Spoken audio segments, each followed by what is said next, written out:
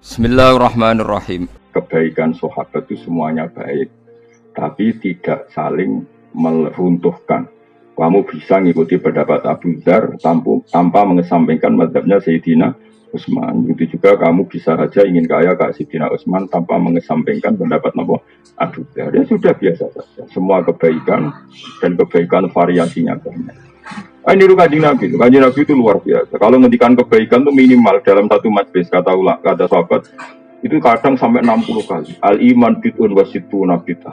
Al-iman syu'bun seperti itu. Makanya banyak ulama ngarang syu'abul iman. Beberapa cabang-cabangnya itu Nabi dalam satu majlis kadang ngendikan sampai 60. Misalnya tadi Nabi cerita ada seseorang lewat, kemudian ada duri disingkirkan dari jalan, kemudian Allah mengampuni dia.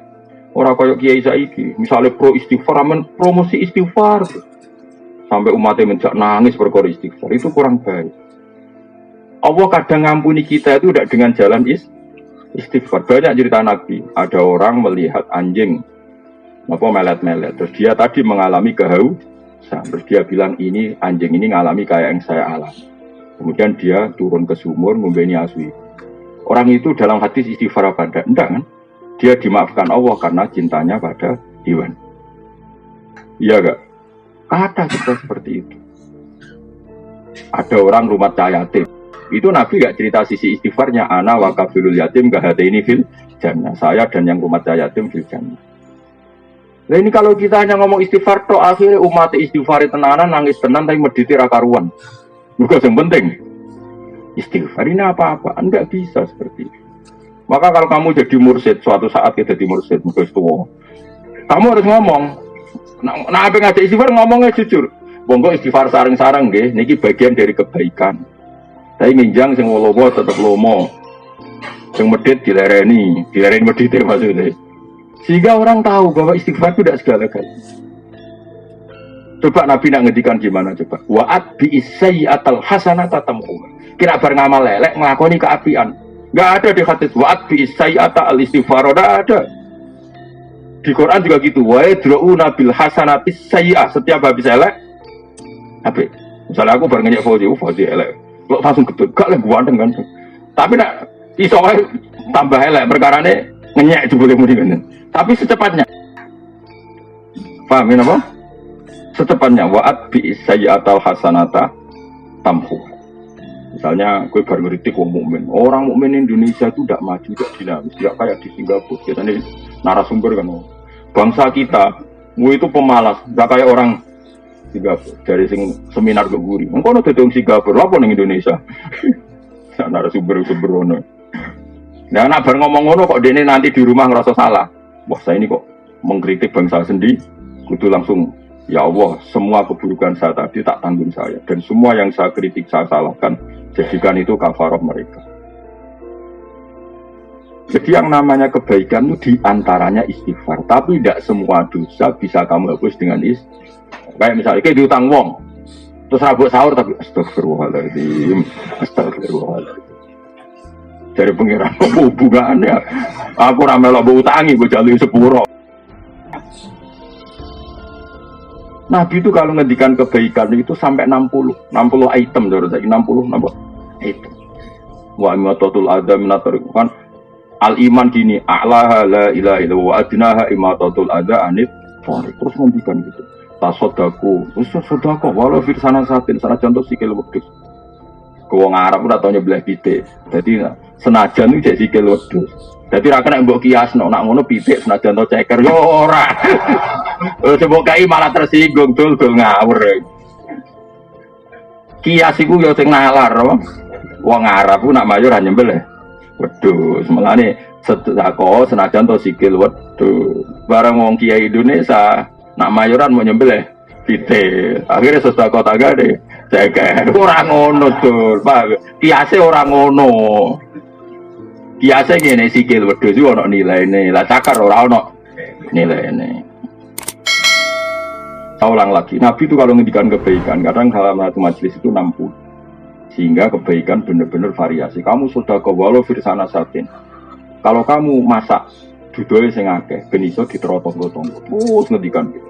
Kalau gak bisa semua, Bitol koti wajib, sementing wajah kamu ceria nak ketemu tong. Jadi terus di kalimatin thayyibah dengan kalimat tutur sapa yang baik. Dan itu yang nyuwun sewu menyebut istighfar itu hanya di antara. Sekarang banyak kiai yang hanya gerakannya ngajak istighfar. Bagaimana bisa? Misalnya ke istighfar terus mbokmu ra duwe mbok barno. Wis ngerti sirahe ngeluh ra butuh kok obat. Astagfirullah. Astagfirullah. Cok aku sirah kula astagfirullah. Nah itu resiko tasawuf tanpa fikih, makanya kacau, tatanan menjadi. Tapi yang benar kan enggak, ibumu tutup obat, periksa no. Kemudian bersamaan dengan itu kita masih istighfar karena kita tidak pernah sempurna iso ngelakoni hak-haknya Kalau tak dalam kulo namun kali, tak dalam ibu 5. Padahal saya punya tamu banyak, aku kiai. Ibu kulo wis karena tadi nggak boleh seorang anak punya candalem lebih banyak dibanding ibu, karena ibu itu harus spesial. Saya berkali-kali ngomong supir saya, pokoknya nak ibu tindak rasa pamit. Supaya spesial, seorang tua itu, nak dulurku butuh pamit. Bukan karena saya ingin mendedak, supaya beda, bahwa kelasnya ibu itu beda dengan dulu. Tapi nak ibu rasa pamit, kan kunci juga kalau supir. Oh nanti isen tenan, isen itu gara-gara ngajak kiai, kiai tenan, betul aja lu ngomong asem. Pikiran gue lagi nganggu mobil, nggak ada acara. Coba barang ke rumah, mobil kurang. Tapi kalau biasa kaidahnya gitu ya sudah. Yang berdua ibu. Jadi saya punya sekian aturan. Misalnya ini tahadus bin, saya punya sekian uang. Bilang dalam ini khusus ibu, nggak usah pamit. Ini ada sekian fasilitas uang kalau untuk ibu nggak usah pamit. Ini mobil kalau untuk ibu nggak usah pamit. Padahal ibu nggak ada ngomong tindak ning sawah, misalnya ngomong sepuh, nanti kadang gelap sawah, nggak mau mobil. Ya dalamku tak bisa gitu. Misalnya dalamku kok ibu lagi seneng, perkara ini adalah yang diminta bantu dalamku. Padahal saya tugas di saya, tetap tak akan ngalahkan. Kalau ibu menghendaki kamu, meskipun kamu tugas di saya, menangkan. Guling-gilingan kalau kita ini hormat. Itu fikih. Jadi kita mengimplementasikan al-jannatu tahta aqdamil ummahat. Surga itu juga telapak kaki ibu. Maknanya paling gampang adalah keinginan kita runtuhkan semuanya demi keinginan ibu. Setidaknya ada aplikasinya. Kalau bahasa komputer itu ada aplikasinya. Mau hadis iku tapi jebule. Ya mobil sendiri, juga ibu. Piye kok? Pengajian. Pengajian itu boleh duit, nak ngurmati ibu itu malah karuan swarga anak-anak. Kecuali pengajian ikhlas, anak ikhlas orang ngamuk tiga ibu. Beta nom misalnya pengajian mobil tiga ibu ubah lah kena ujek nom. Isen aku kiai, isen mana nara toat. Anak-anak. Marah ini watak ini marah ini.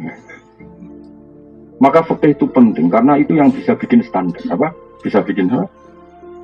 Standar.